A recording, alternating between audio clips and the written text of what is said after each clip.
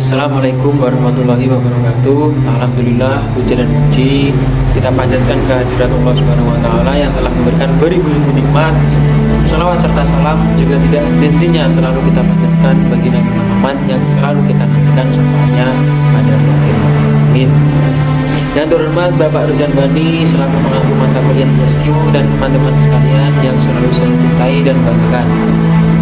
Di video kali ini saya ingin bahas sebuah topik yang sangat relevan dan penting dalam perkembangan pribadi dan profesional kita. Saya merasa sangat bahagia dan terhormat dapat berbicara di video disaksikan oleh teman-teman dan Bapak Bani yang telah membagikan pengetahuan dan pengalamannya sebagai pengampu mata kuliah kecerdasan emosional. Langsung saja, sebagaimana kita ketahui, kecerdasan emosional atau EQ bukan hanya sekedar istilah populer, tetapi juga sebuah keterampilan yang mendasar untuk membawa diri kita melalui berbagai dinamika kehidupan.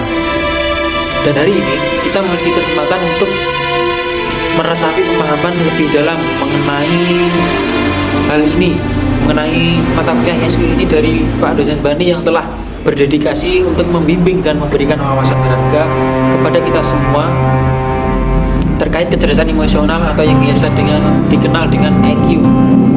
EQ adalah kemampuan seseorang untuk menerima, menilai, mengelola, serta mengontrol emosi dirinya dan orang lain di sekitarnya. Dalam hal ini, emosi mengacu pada perasaan terhadap informasi akan suatu hubungan.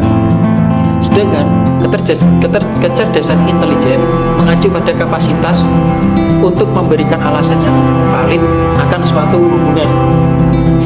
Nah, kecerdasan emosional ini belakangan dinilai tidak kalah penting dengan kecerdasan intelektual.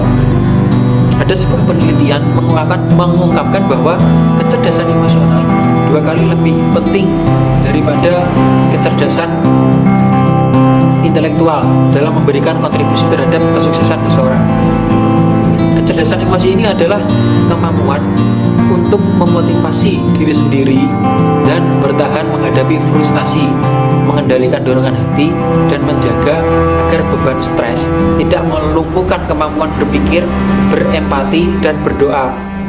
Selain itu, kecerdasan emosi mencakup kemampuan berhubungan dengan orang lain serta dapat mengenali dan merasakan perasaan orang lain.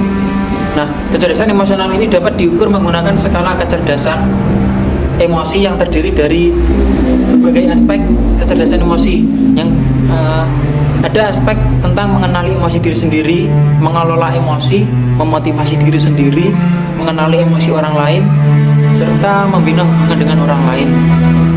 Nah, menilai ke belakang, kecerdasan emosi ini bukanlah hal yang baru. Bahkan 1400 tahun yang lalu Allah telah menjelaskan melalui berbagai firman-firman-Nya di dalam Al-Quran. Bahkan penelitian menurut Darwis Bude, kecerdasan emosional seringkali dihubungkan dengan kolom atau kalbu. Ada kolom yang positif dan ada kolom yang negatif. Kolom yang cerdas ditunjukkan pada kalbu positif, sedangkan kalbu yang tidak cerdas ditunjukkan pada kalbu yang negatif. Seseorang yang memiliki kecerdasan emosi dapat mengendalikan amarahnya sehingga tidak mengeluarkan kata-kata yang buruk atau tindakan yang jelas-jelas tidak disukai oleh Allah Subhanahu wa taala. Nah, mengenali emosi diri ini menjadi acuan dalam kecerdasan emosional, di mana ia menjadi dasar dari kecerdasan emosional dan kemampuan mengelola emosi. Kemampuan seseorang dalam mengenali emosi dirinya ini pasti berpengaruh dalam kehidupan sehari-hari yang kemudian berdampak terhadap perilaku orang tersebut. Karena mengenali emosi ini merupakan suatu kemampuan untuk mengenali perasaan yang perasaan itu sedang terjadi. Nah, untuk memahami dan mengelola emosi dalam kecerdasan emosional, yang pertama-tama yang sangat penting kita lakukan adalah untuk meningkatkan kesadaran terhadap emosi kita sendiri. Kita bisa memperhatikan bagaimana perasaan yang muncul dan identifikasi penyebabnya. Setelah itu selanjutnya kita bisa mempraktikkan pengaturan diri dengan mengembangkan kemampuan untuk mengelola respon emosional kita terhadap situasi tertentu. Nah, selain itu ada tambahan lagi, ada 4. Yang pertama adalah kesadaran emosional atau emotional awareness. Emotional awareness ini adalah pengenalan emosi dengan jelas dan menyadari bagaimana emosi tersebut mempengaruhi pikiran, tindakan, dan keputusan kita dalam mengambil sebuah tindakan.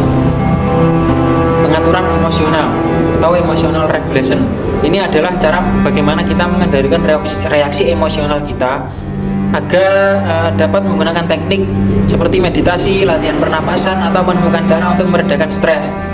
Selanjutnya adalah self motivation atau motivasi diri. Teman-teman harus menemukan tujuan dan motivasi dalam kehidupan untuk membantu kita agar bisa melewati sebuah tantangan.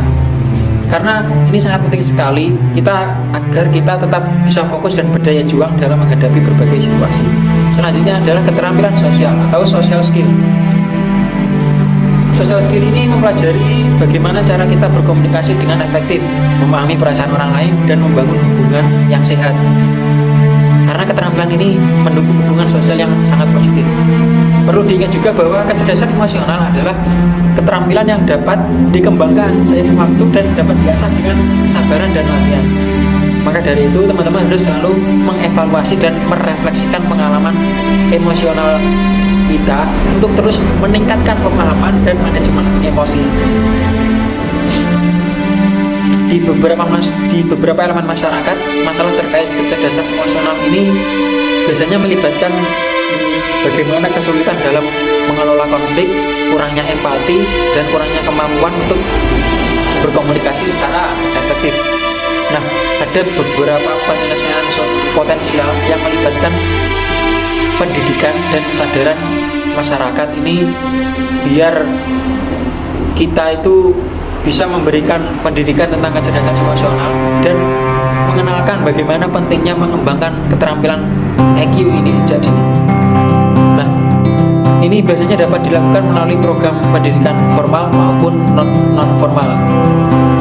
Yang selanjutnya bisa juga nanti masyarakat diberi pelatihan dan keterampilan EQ, menyediakan pelatihan keterampilan EQ di sekolah, di tempat kerja, maupun di komunitas-komunitas yang pastinya sangat membantu individu dalam mengembangkan kemampuan mereka dalam mengenali, memahami, dan mengelola emosi. Nah, yang tak kalah penting adalah dukungan psikososial, dukungan orang-orang terdekat, karena dengan mereka kita dapat mempromosikan lingkungan yang mendukung dukungan sosial dan kesejahteraan emosional, karena ini melibatkan pembentukan kelompok dukungan atau program layanan kesehatan mental. Lalu yang utama adalah kampanye kesadaran masyarakat. Kita dapat menginisiasi kampanye kesadaran untuk mengurangi stigma negatif terhadap isu-isu kesehatan mental dan mendorong dialog terbuka tentang emosi ini di masyarakat kita. Jadi pemahaman dan integrasi kecerdasan emosional ini dapat memperkuat kesehatan setiap mental individu, bisa memperbaiki hubungan antar individu dan meningkatkan produktivitas dalam berbagai konteks di masyarakat.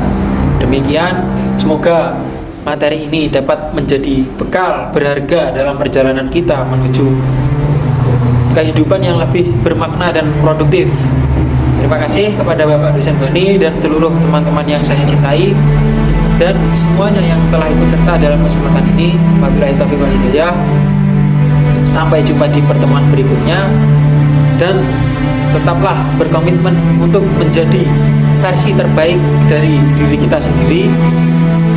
Terima kasih sudah berjuang dan bertahan untuk sampai tahap ini dan selamat berkembang.